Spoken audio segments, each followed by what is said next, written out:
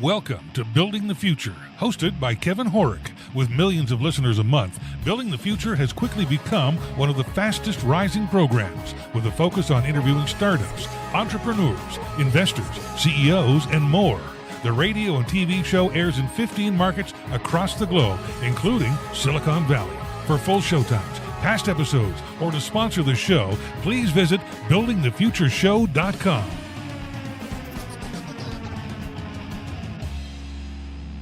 The show is a proud media partner for the 11th Annual Media Excellence Awards, which are produced by Access Entertainment in Los Angeles, California. The Media Excellence Awards are recognized as the most influential awards show honoring innovation and leadership in all things mobile entertainment, lifestyle, and technology. For more information on how to submit to these awards, please visit MediaXAwards.com. Welcome back to the show. Today we have Ande Lyons. She's the founder of Startup Life. Ande, welcome to the show. Kevin, I am so thrilled to be here and excited to chat with your listeners. And when they get to hear all the great information I'd love to share about Startup Life. You know, Go ahead. Folks glorify the startup life. Everywhere you go, entrepreneurship is glorified. And I'm here to tell you, oh, heck no, it is hard. It's an arduous journey, and it's the best personal development program out there. It's the greatest and worst thing you'll ever do in your life at the same time. Speaking from experience. So maybe before we get into all that stuff, though, let's maybe get to know you a little bit better and start off with where you grew up. Oh, thank you. I grew up in New England. Okay, I grew up, very cool. Yeah, in a very traditional family. We moved around a lot growing up, but my father was with the same company for 37 years until he retired. Wow. My mom was a homemaker, and nowhere was there any evidence about starting a business. So I was always craving business, and I thought, well, the only way I'm going to be able to break into that is becoming a secretary. So I went to secretarial school after college and started working with CEOs as their executive assistant, founders of these businesses. And I got to see how these businesses flowed in and out, and who reported to who, and the decisions that had to be made, and investor meetings and everything. And I started thinking, I could do this. And so I decided to get my MBA to give myself credibility. I went to the only all-women's MBA program in the world, Simmons College. Interesting. I didn't know that. Yep. Simmons School of Management. It was a wonderful experience. And when I graduated, I went into the commercial lending program at a huge bank here in Boston. And I did that not because I was a fit, because in banking, all about mitigating risk, and I am a risk taker. But I went in because I love financial analysis, and I wanted to do financial analysis in every type of industry and company out there, build my credibility over the next, over a 3-year period, and get really smart about the numbers.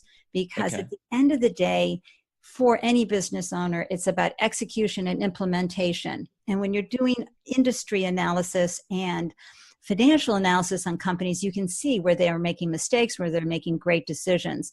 I lasted 3 years. I was so proud of myself. It was not easy. I threatened everybody.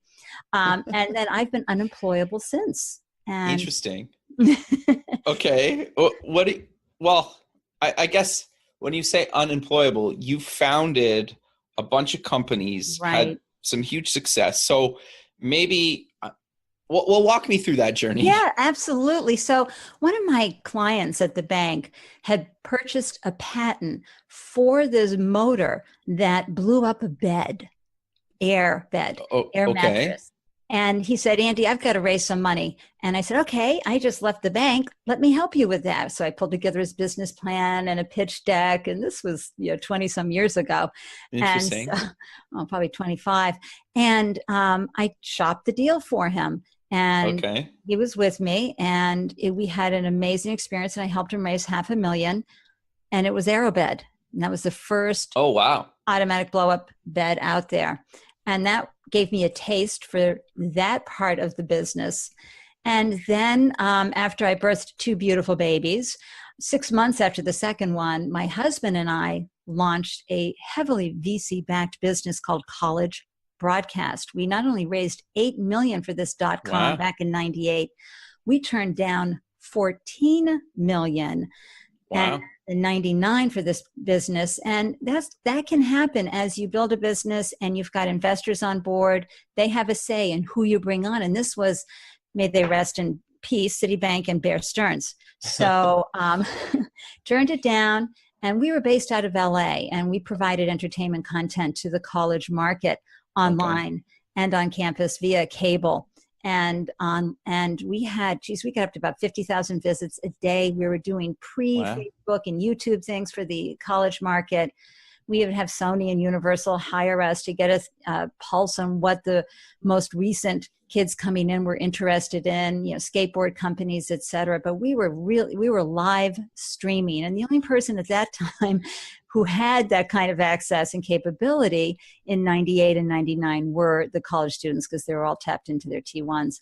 And so we were interesting. We were really jamming. We were doing great. And then we had another 5 million coming in from a really well-known company, venture capital company, when the market collapsed in August of 2000. And we just fell just like everybody else. We were probably about 6 months away from actual revenue positive happening. And we grew that business from 0 employees to 100 employees. And we took it right back down to 0. And we sold it for just assets and liabilities. And that was a phenomenal experience. It just shows that sometimes your timing is off.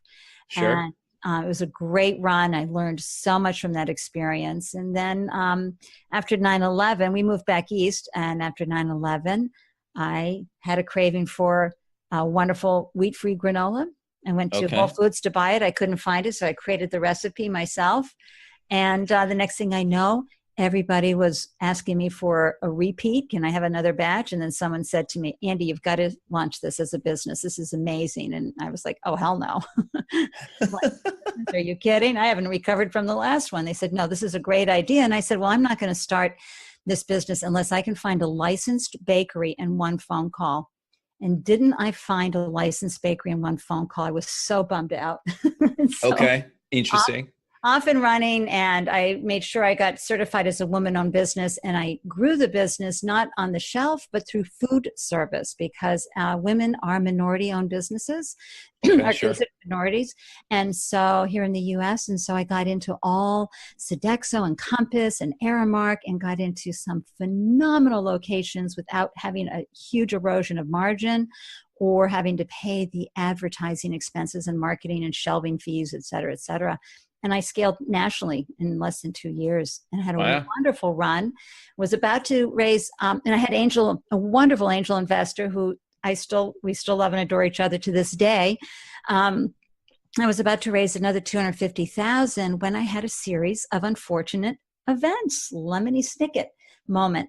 And so what happened was agriculturally, almonds and maple syrup, 2 key ingredients in my recipe, got hit really hard. So the cost of both of those ingredients blew away my margin.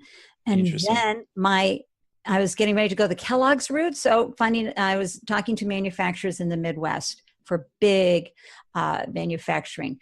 And my current manufacturing plant got hit by lightning and was shut down. Wow. In the same storm, 2 hours down the road, my packaging plant got hit by lightning. Now, you cannot make this stuff up. Sure. Wow, that's crazy. Yeah, what a shock. Like bad luck, hey? And they teach you this in grad school when you're studying. They give you case studies about how the forces outside of where you have control. You can do great job at marketing and branding and implementing and executing. You can have the best product, but there are going to be floods and hurricanes and fires and things that happen, market crashes, whatever, that you just can't anticipate. So I cried for about 3 months. After that came to unwound. And my greatest story out of that, Kevin, was they did carry my granola at Dana-Farber Cancer Institute and here in Boston, which is really one of the top cancer hospitals in the country. And they gave it away for free to their chemo patients because it was so nutritious and so delicious. So, that ended though. That ended the business. That ended the business. So we have to be careful in what we call success. So often we look at a success as an exit with a lot of zeros at the end Mm-hmm. going into your bank account. But I'm a firm believer that anybody who gets up and actually produces a product or a service and sells it day in and day out, year after year, you're successful and you're making money and you're feeding people, you're feeding your family, you're learning along the way. That is true success Sure. because you proved your hypothesis in the marketplace. So Yeah, interesting. Because there's a lot of like really rich people that are completely unhappy, yes, which yes. is So interesting. yeah, so I often tell people, I call this thing called strategic quitting. Okay. And I'll take a little segue into talking Yeah, about yeah, that, sure. Kevin, because a lot of times we start a business and we're all about the outcome. Mm-hmm. And even though we do feel so much joy about being on purpose and in our passion, and we're really, I mean, there's just especially those first, months or early years of starting a business, you're in the throes of the romance of that business. And then all of a Sure. sudden, really hard times come and hit you. And it can become a situation where you're sleeping like a baby, you're waking up every 2 hours crying. And so it's important that people who, folks who start a business, that they understand that they need to know, what does quitting look like? Because sometimes what you're doing becomes so difficult, you could be doing something better and something Sure. more useful for the world. So you have to understand that sometimes a business doesn't have that outcome, and you need to have in place beforehand, or when you're initially starting the business, what does quitting look like for you? What does closing Interesting. the doors? And especially after you've invested a lot of money, it's hard, but that's the reality. I mean, the high failure rate for startups. And Sure. so I It's like to 90 talk, plus percent, yeah, I like if to not talk higher. about that. Yeah. And, one of my favorite people, Damon John, he talks Sure. about how he invests in the person. He said, it may not work out. I may lose money on this, but I will stay with them because I know they'll figure it out. If not with this business, with another one. Interesting. And that's a very important thing to remember. Not, giving up too soon, but at a certain point, sometimes you have to say, this is just not working. And other times you have to know when to keep moving forward and getting through that big, awful dip. It's not easy. Anyway, so then I set up I had a business that was like a stray cat that came to my door yowling. Okay. And Interesting. it wouldn't go away until I finally fed it. It took me 2 years to say yes. And it was an online business, and it was for relationships, for long-term relationships. So not the, it was a taboo topic to talk about. And a lot of my friends said, oh, that's going to be a career ender for you. But I felt really called to do it. And so I launched, branded, and built it. And I had a really great, successful run for 3 years. And I learned everything about how to brand and build a business online on every single platform, understanding the social media, the marketing, the execution. And it was one day just looking out at all the noise online and seeing such bad information on how to raise a business. I just said, I have got to start helping people. I can't see Okay. this stuff out there. And so then I launched Startup Life. And through that, I started volunteering with local nonprofit accelerator programs here in Boston. Entrepreneurship for All, which serves the mid-sized cities and uses entrepreneurship to help those cities increase their economic and community efforts and viability. And then I also volunteer at Mass Challenge, which is the largest nonprofit accelerator program in the world. And Very of cool. course, I'm in, the fabric of and landscape of the startup world in Boston is amazing. There's lots to do here. But I like to focus on what I call the underrepresented and underserved entrepreneur. And Okay. especially, living in a city that has so many smarty pants with the pedigree degrees and the Sure. resources and the network. I certainly would never turn someone like that down, but I priced myself for the person who has never launched a business, Interesting. who maybe has launched and is just lost at sea in their business. Maybe it's a side hustle and they really do want to quit their job, but they don't know how to make that transition. And they really don't know what the heck they're doing. And I love to grab onto them and say, here we go. Let's figure out your value prop. Let's prove your hypothesis that people want your product and are willing to pay for it. And then let's see how we get to your target market. Who are your key partners? What are the activities that you need to do? What are your customer acquisition strategies? Yeah, really. And then, of course, the numbers, which I love and adore, and Sure. Understanding cash flow projections and doing it in a way that is playful, Sure. honoring of the journey and what they're going through, and at the same time helping them keep the chokeholds off their business, which is usually fear. Fear usually grapples everybody around the neck and strangles them to the ground.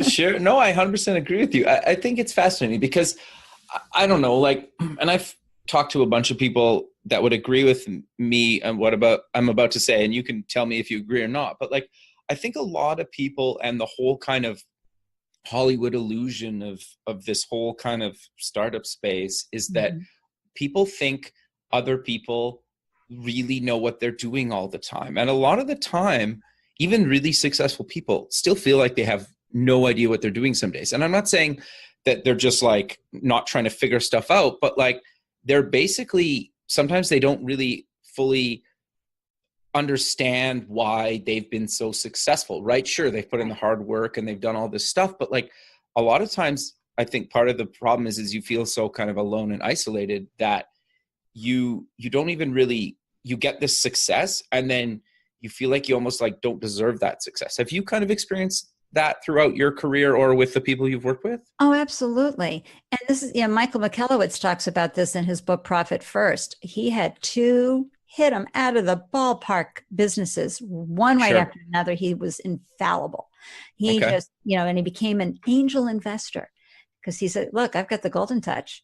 Well, Sure. what did he do? He lost every dime. He lost the Wow. home, the car. And he tells Wow. that beautiful story about his daughter bringing him her piggy bank after he confessed his mortification and disastrous outcome to the family. And she brought him her piggy bank and said, I've got some money here, Daddy, to help. Wow. Ah. Yeah, wow. That's crazy, right? Like just Right. how that, so yeah, no, that's interesting. So how do you kind of work with people and founders to actually kind of get rid of that fear or at least be able to deal with that fear and help them actually kind of achieve what they set out to do? Because so many times, at least in my experience, is that some people just want to make enough money to maybe like work remote or take a couple months off during the year, or maybe they want to make a billion-dollar company, right? There's like a million things that, we define as kind of success for everybody. And sometimes it's tied to money and sometimes it has nothing to do with money. That's right. It's tied to experience or helping the world. People develop products that help the environment or medicine, all sorts of things. But fear is, well, it's normal, Kevin, for our brain to want to focus on what's not working, what could go wrong, and then point to the evidence. Interesting. Sure.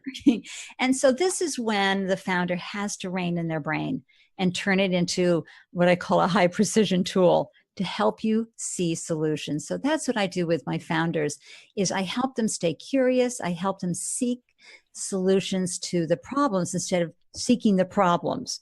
And so we talk about, here are the questions. I say, don't ask how, because you'll die in the depths of that dip. How's that going to happen? You have to practice asking, what, or why, or where, or who. And then, so for example, ask, what do my customers desire? What will delight them? Or if your business needs capital, ask, where can I find the best aligned investors? Or if you need to hire a specific role within the company, you ask yourself, who is that person? Instead of, I'll never be able to attract anybody. But this happens in isolation. And the other thing that I have seen really benefit founders, and it benefited me, and I actually wished I'd had someone that I could have hired so I didn't have to put the burden on a friend or my husband, which is when they start talking out loud about the problem and unraveling all the parts and the pieces, they actually come up with the solution because they're talking to someone who's been there. I understand how they're feeling. I understand the deep level of uncertainty that they're feeling. And I love providing them with a really safe harbor of stability that they can grab onto for a minute and hold on to while they talk out what's going on in their business. And I see the solutions bubble up and out. And then I shine a spotlight on it and they're like, oh my gosh, that's it. Okay, bye, Interesting. Andy. No, interesting. No, yeah, that's because I think at the end of the day, and you can correct me if I'm wrong, you're basically helping somebody figure out kind of their happiness. Is that fair to say? Well, I would love to help them figure out their happiness. I help them find more joy and happiness within their business, because after the glow, but I think that's kind of one and the same, right? Yeah. Like if you're kind of happy with creating your own company, it can lead to that, right? Whatever that means to you. Yeah. So if you can step back and instead of going, it's a disaster, said every founder ever, you can step back and say, all right, where are the possibilities here? Time and again, better products, better services come out of when a door has been slammed or something is not working. And you step back and you say, okay, well, let's reframe this. Let's not get stuck in the blueprint I had in place. Let's think about what could be. And a lot of times our customers will give us the ideas on how to, break to another level. It's amazing. The creative problem-solving brain is allowed to burst forth and provide where before it was so choked and held down from the fear. And I'm not saying that fear disappears. I'm just saying you put your arm around it and say, look, fear is part of this journey, but I can still stay as an observer occasionally and step back and see the solutions. No, I think that's great, right? Because I think part of the problem is unless you can actually talk to somebody that's either going through it or been through it, a lot of your kind of friends and family try, and I don't think they and sometimes they can actually really help you. But I think unless you've kind of been through it or going through it, you don't truly understand kind of what other founders are kind of going through. Is that fair to say? Absolutely. And not only that, I wrote a post recently on Medium called When Your Loved One Isn't an Entrepreneur. They're sitting there and they could be the opposite of a risk taker. And same with family members. And they just want the suffering to end.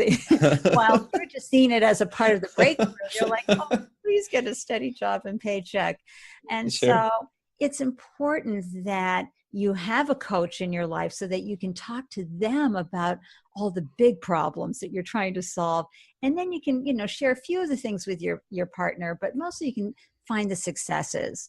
And so often business owners are so focused on the business, right? They often think, hey, if you're not part of the solution, step aside. But you can't do that with your partner. So, along with everything else that's on your plate, from managing your customers and growing the business and your employees or your team members or your investors, you've got someone in your life that loves you, hopefully. And whether it's, family, friend, sibling, whatever, or a partner, and you have to manage that too. And that can be really hard. And because at the end of the day, everybody knows relationships usually break up over money. Sure. And so those conversations can be very difficult to have as a founder with whomever is caring for you in life or partnered with you in life. So it's important to set up ahead of time the ground rules that, how much of our money are we going to use? Sure. No, how fair much enough. Dip into savings, and are you willing to be part of this? And becomes important conversations that are difficult to have, but so key for the whole big landscape of being a business owner. Sure. Thanks for listening to Building the Future. This show is heard by more than 1 million people monthly in over 15 markets worldwide, including Silicon Valley. Kevin Horick's guests are leading business owners successful entrepreneurs, and merchandisers worldwide. Now, your brand has an opportunity to tap into this dedicated and active group of business people who are looking for places to invest and the right opportunities to support. Find out how you can get involved at buildingthefutureshow.com. What do you kind of tell people that are maybe feeling kind of like they are alone, right? Even if they feel like maybe they have some support around them, but what do you tell people if they're still kind of feeling alone? Yeah, if you're feeling alone, again, have a coach who you can just spill your guts to. Okay. Also, go to, if you have startups there's startup events and pretty much near most major cities and small cities as well. There's something going on. You can get on Meetup. You can just check out what's going on in your community, even if you have to go drive to get to it. Go to an event where there are other founders, where people are pitching their business ideas, where they're talking about what's going on. Really, they're all suffering just like you are, but they're all excited and exhilarated too. And to get around that energy of other folks doing this, and maybe it's an online community as well. You can find some folks who are sharing their startup stories and journeys. And certainly an accelerator, if you can find, especially a nonprofit accelerator in your area, and again, so many universities, there are lots of nonprofit accelerators going on that you can apply for. That's a great way to get camaraderie, because the isolation, even if you're an introvert, the isolation can be so hard. Sure. No, that's interesting. I agree. So I'm curious though, when you're working with, kind of founders or other kind of, when you're coaching startups, like, do you recommend, I know like you always see those lists of like 10 things successful people do every morning, or like you should work out, or you should meditate, or you should do all this stuff. Like, what are your kind of thoughts on those? And I'll tell you my opinion first if you want. Well, I know it works for me. And as I get to know the founder, I can, let them know what works for them. But for me, it's absolutely, I've got to move my body. I mean, you have to get jazzed up, whatever that is. Find some music that just makes you feel terrific. Get the body moving, get the oxygen moving, and really feel great about who you are and why you are and what you're doing, even if it's all fallen apart. But also you have to feed your brain. As I spoke earlier about what you want to focus your brain on, it's so easy to focus on the problems. So feed your brain, whether it's, subscribing to Seth Godin's daily words of wisdom, or something more on the Wayne Dyer side, or Damon John, anybody who is speaking words that will help you have it's not positivity, but what it is, it's bringing a little bit of gratitude, a little bit of wiring your brain. So just like you're at the gym using the weights to keep your muscles working, you've got to feed your brain.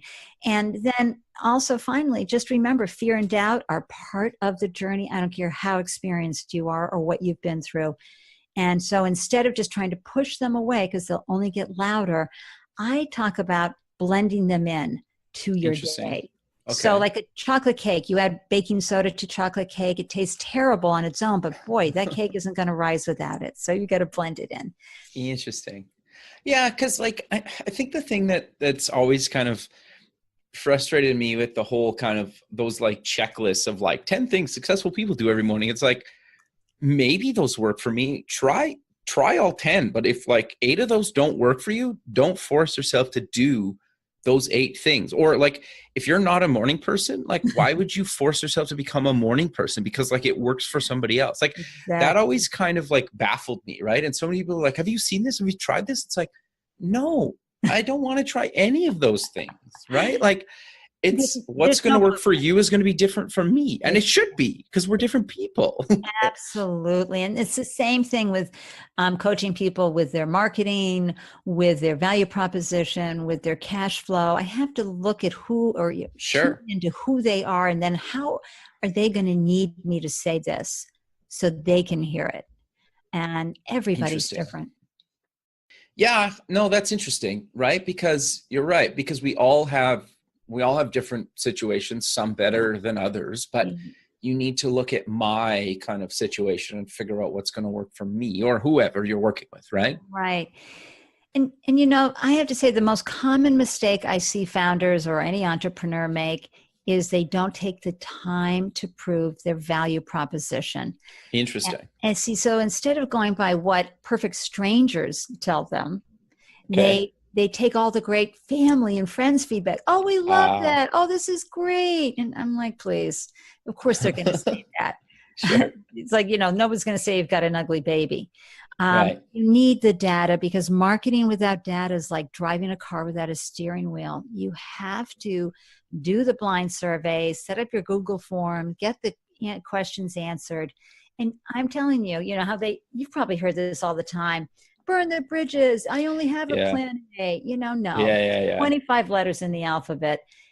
Your customers are going to tell you what they want, listen, and things are going to morph into so many cool things that they're going to help you help them. Sure. No, and let's dive a little bit deeper onto that, because there's been, I think it's getting better in the startup community, but like so many people for so long were saying, if you don't quit your job and only focus on like plan A or like what you're currently doing, you're kind of potentially going to fail. And it always seemed like, well, maybe you should quit your job, but maybe you shouldn't quit your job. Oh, Like, I've got right? some Like, what are your facts thoughts on for that? you. I've got some Okay. facts for you. So All Adam right. Grant wrote the book Originals. Great Okay. book. And in there, he has the facts that show those who start their businesses while working have a Mhm. higher success rate. Interesting. Because that's not how the startup community plays it, right? Not, of course not.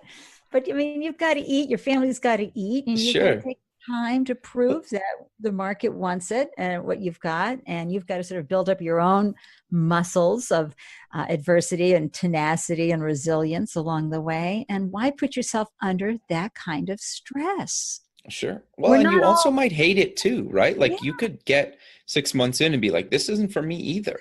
I know. Or 2 years in and you might be like, I'm done. Like, Yes. could happen. Yep, strategic quitting. Learned a lot from this, and now I'm going to apply it over here. Or maybe I'm really more cut out to be an intrapreneur. So What does that mean? I talked to a lot of companies about how you can take the entrepreneurial spirit and state of mind and Okay. apply it internally at a company. Of course, you've got to make sure you're not going to get fired for taking chances, but Sure. you know, to really bring that sort of lean startup feel to a new product or service that the company may want to be pulling together, and how you can create that innovative feeling in people. And there just has to be a little bit of a headspace around it's, you know, the risk of it all.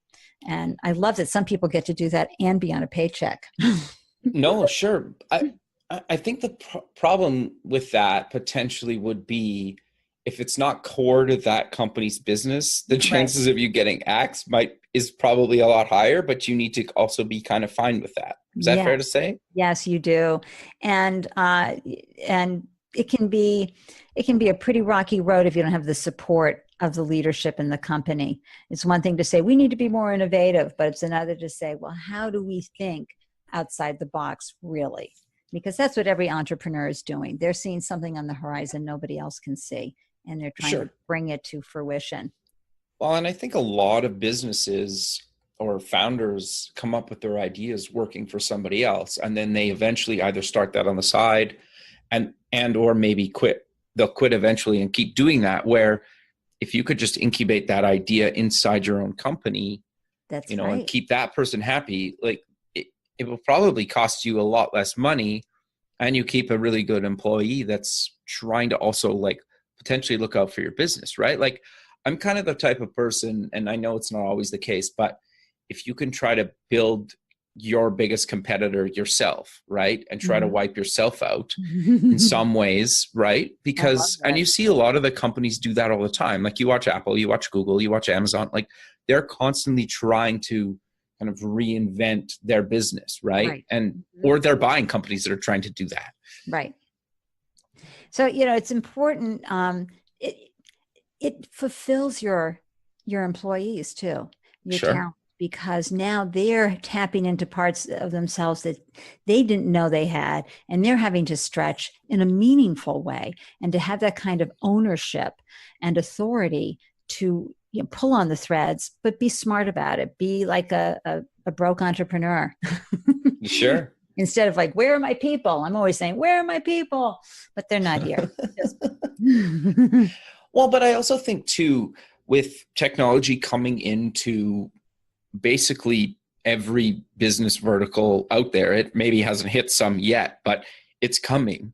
Right. For better or worse, wouldn't you want to try to keep the people that understand kind of technology inside your business instead of them going off to try to maybe compete with your business or kill off your business? Is that Exactly. Oh, yeah, yeah. No, you want them to stay current. You want them to be seen looking at the horizon. It's kind of who moved my cheese only for business and product and services within the company. And sure, you can see what the competitors are doing and maybe do your own spin on that and your own brand on that internally. It's a great way to feed inspiration and innovation within an organization. Sure. So we've talked throughout the show kind of a bit about what you do kind of with founders, but I want to dive a little bit deeper into kind of how do I, like if I have a startup, at what point should I reach out to you and kind of get me to help with, me as just being a founder or kind of an established startup? Where do you kind of come in, or is it kind of at all stages of a business? It's all stages. So Okay. I remember I went to a pitch event for food, a food pitch event, and I saw Okay. this woman, and I could tell this was in the idea phase. And I was Okay. like, you had me at hello. I just knew immediately, and talking to her and how she presented the product and everything, I said, you're amazing. I know exactly where you're going, but more importantly, you are a CEO. You are a founder. Here's my card. If you ever need any help, call me. Well, we've been working together ever since. Interesting. So how do you, like, what was in her that you knew she was going to be like a founder and CEO? Like, is there traits that you kind of just noticed in her, or what exactly is that? There is a sense of purpose and Interesting. feel their willingness to do whatever it takes Okay. to get this where it needs to go. And there is a level, it's not a hobby. It is a determination that no matter what happens, they're going to figure it out. And you can feel it in a conversation. But I've also had people who have gotten off to a good start with their business, but they've attracted the wrong investors. They've attracted the wrong talent. So what do you mean by wrong investor and wrong talent? What does that mean to you? So sometimes you get so desperate for the money, you'll take it from anywhere. I see. And there are some investors that will come in and they will keep that money tied up, and they will just feed it a little bit to you at a time, or they're Okay. too involved in the business, or they really don't know what they're doing. And they're just not helping. Sure. Okay. And sometimes, it's very hard to exit those kind of investors, buy back their stock, whatever. So that's an attorney conversation. But, moving forward, it doesn't have to be that way. And same thing with talent. You get so excited to bring somebody on because they talk a good game, and you didn't set up what I call the 30-day rule and the 90-day rule, which is, we're going to review this in 30 days, seriously review this, because I'm a startup and I do not have time for mistakes, and mistakes happen. It can happen for them. It can happen for the founder. And now they get like, I don't know. I don't want to fire them. It's like, oh, hell yeah, you do.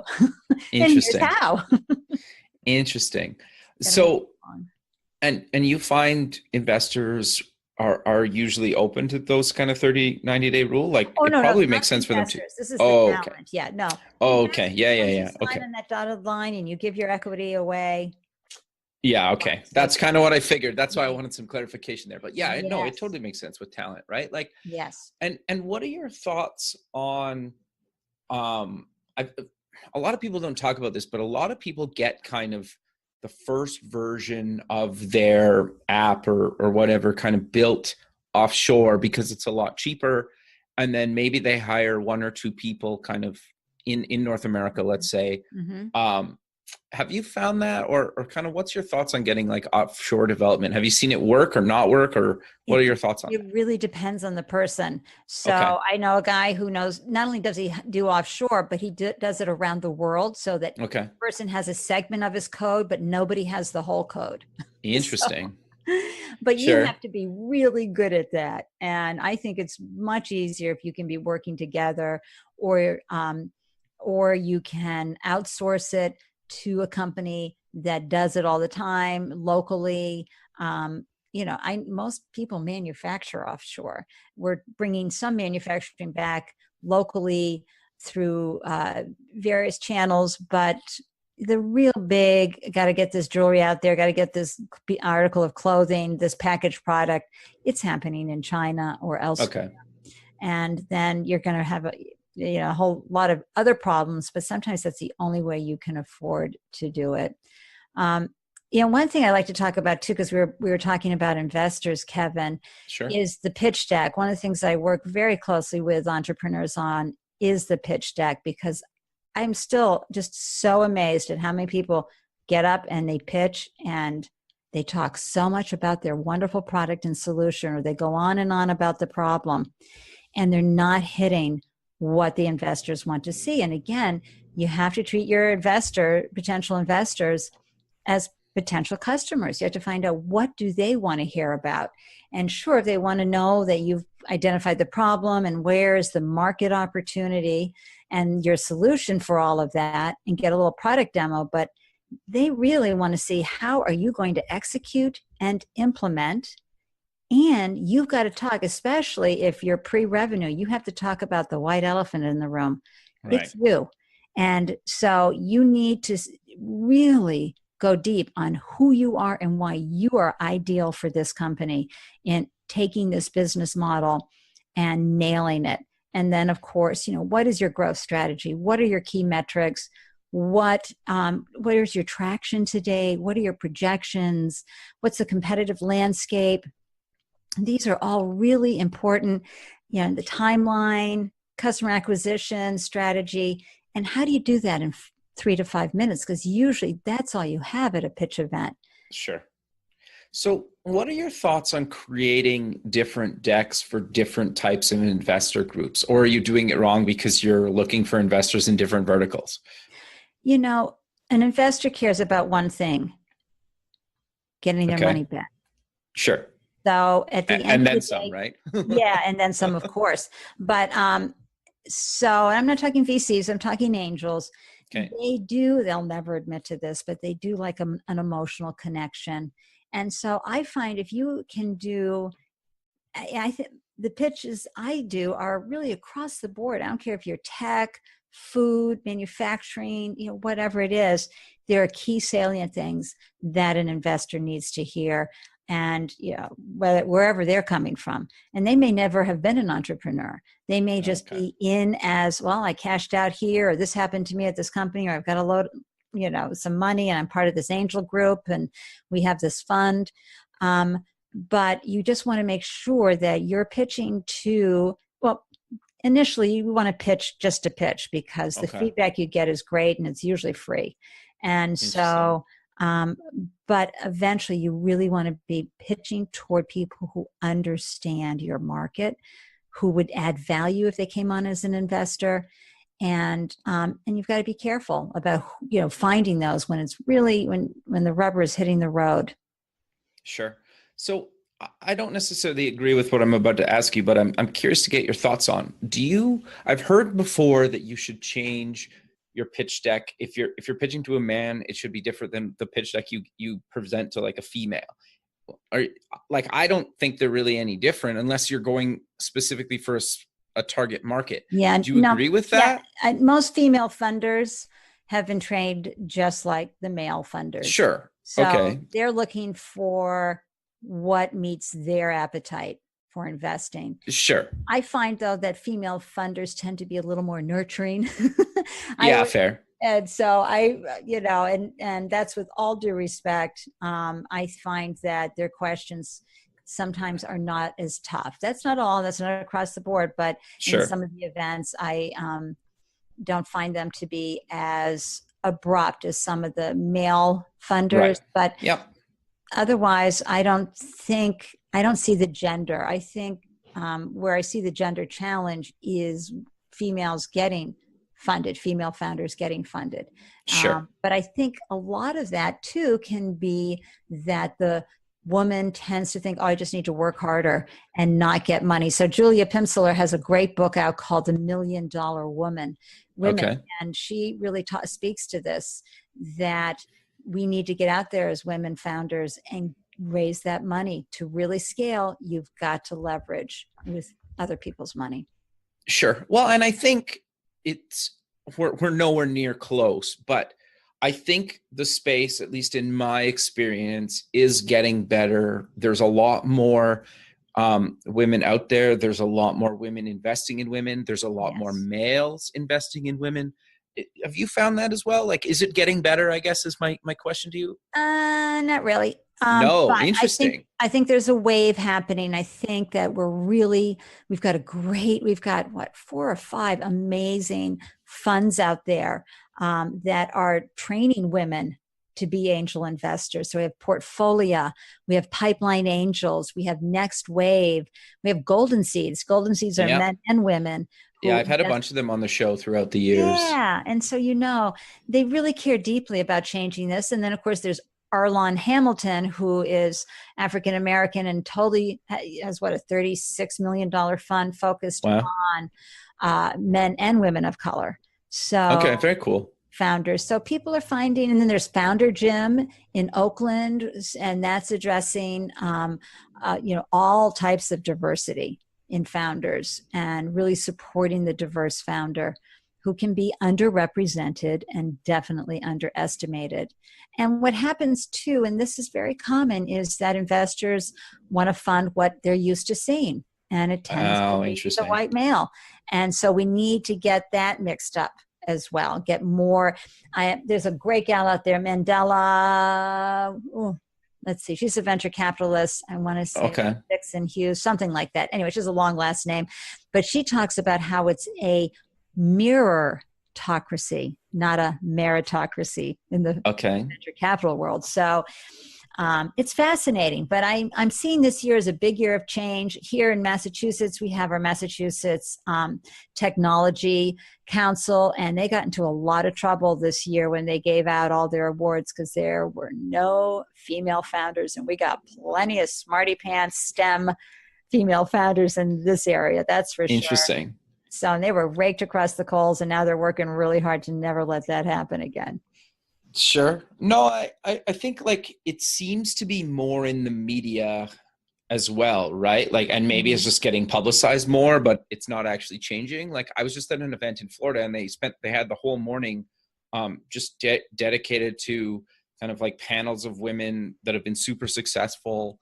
And they even had like a keynote speaker. Like it was actually really interesting because some of them, well, not some of them, all of them have been like insanely successful, right? And just hearing them talk about the journey and the challenges, and some of them are very much like, I've never let being a woman really stop me, and I just kind of, as long as I get in the boardroom and own it and do, make sure all my data's correct and I can speak to every kind of question that they can handle, I've never really had a problem. And then you've had the total opposite of that, where they're like, I've totally felt judged, and I've totally felt like I'm never going to get money just because of, gender and stuff like that. So it's interesting to hear kind of both sides of it. And obviously, like, I'll never fully 100% relate to either one of those people because I'm like a white male. So I'm right. But like, at least in my experience, what I've seen, there's at least pockets in America that seem to be making an effort, whether it's actually relating to more money getting invested. I don't know. Right. So, and I'd love to touch base with you about this in 12 months because I'm hearing it. I follow it on Twitter closely, all the conversations. Sure. I've seen what all these funds are doing. Venture capital funds are peeling off a certain amount to go into women-owned businesses. Everybody wants to do the right thing, but how are they doing? And I want to see the female founders. How are they doing about getting the money? Because again, we have our own bias about stepping up and owning it. And I got a lot of training in this when I went to my all women MBA program, because we talked about what guys would do versus gals. And so often, the woman looks at who's doing it the best and says, I have to do better, where a guy is like, all right, what do I have to do here? Just a little over here, a little over there. But the point is I don't know that being a good founder is based on gender. It's the ingredients of who they are. Sure. And these women who were wildly successful just really stepped into their authority, and they owned it, and they owned their space. But others, they will say they felt very intimidated about the fundraising process. Sure. So often, because let's say you're at a college, when you're raising money for your college, the guys will say, okay, Harry put in $25K. I got to beat that. Whereas a woman's like, can I bake cookies for this fundraiser? What can I do? We haven't come far enough in how we use money. And I think the same thing was political. When we brought Emily's List into play, people were like, oh, how do you donate to a political platform? How do you make your voice heard? And how do you support? It's the same thing in business. We're transitioning. I hope everything that's being said right now and all these funds that are out there putting money into with female founders have the success. I really do, because these women deserve it. Well, and I think anybody that's not like a white male in like, that's what I like. It just seems like you're eliminating so much of the world population if you're only really investing in like white males, right? Like, boy, that's, again, you're missing out on some unbelievable, underestimated entrepreneurs.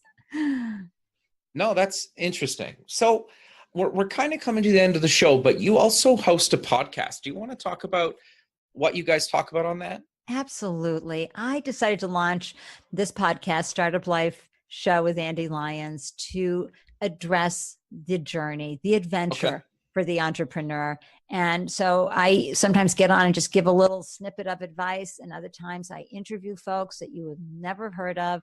They're not, unicorns. They're not disruptors. And I'm a firm believer it's okay. Do you believe in unicorns? I don't. I really don't. I like to focus on. I don't either. Yeah, okay. I like to focus on who launched, who figured out the problems. Are they employing people? Are they giving back to community? Have they changed things generationally in their family by taking this adventure and risk? And how did they do it? And let's talk about what the scary times and how they overcame those scary times. And how did they solve some of these problems? Because I want them to help other founders know they're not alone in their feelings of isolation, confusion, helplessness, and euphoria that you get when you have a moment of victory, and then the next thing you know, you're solving yet another disaster problem. Sure. And hopefully some of these conversations will trigger ideas for them and solutions for their own journey, and give them space between themselves and their journey. So often entrepreneurs get so focused on working in their business, they forget to work on the business. Interesting. No, I think that's really good advice. But let's close the show then with mentioning where people can get more information about yourself and all the stuff you're involved in, and how they could work with you. Thank you. AndeLyons.com, AndeLyons.com. You can also find me on the Spreaker platform. That's where my podcast is hosted, as well as Stitcher. I'm on Twitter at Ande Lyons. I call Twitter my favorite bar.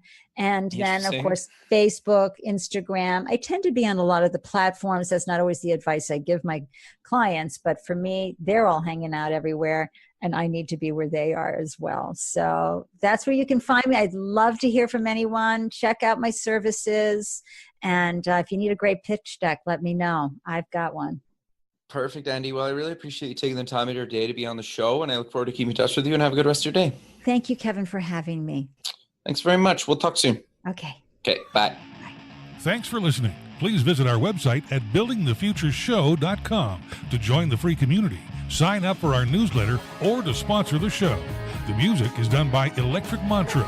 You can check him out at electricmantra.com, and keep building the future.